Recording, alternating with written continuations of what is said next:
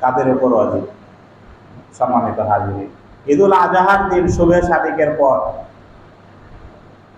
যে ব্যক্তি মুকিম, যার কাছে শরীয়ত সম্মত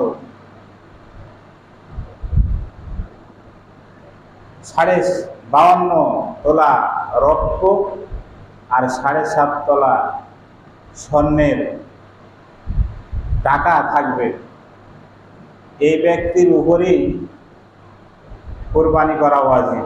এই ব্যক্তির উপর কি করা ওয়াজিব? কোরবানি করা ওয়াজিব। তাহলে 7.5 তোলা স্বর্ণর দাম যদি আপনার কাছে থাকে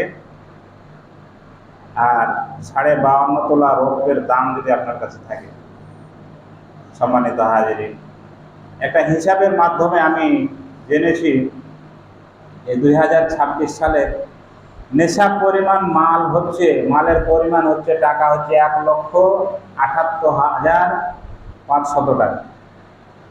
তার মানে হলো ঈদুল আজহার দিন যদি আপনার সাংসারিক খরচপাতি বাদ দিয়ে 1,78,500 টাকা থাকে ক্যাশ, তাহলে আপনার উপর কোরবানি করা ওয়াজিব হবে। আর যদি না থাকে তাহলে আপনার উপর কোরবানি কি সুন্নাত, আপনার উপর কোরবানি করা ওয়াজিব নয়। ওই ক্যাশ যদি না থাকে তাহলে আপনি কোরবানি যদি নাও দেন গুনাহগার হবেন না, কিন্তু যদি দিতে পারেন তাহলে অনেক সওয়াবের ভাগীদার হবেন। বলেন আলহামদুলিল্লাহ।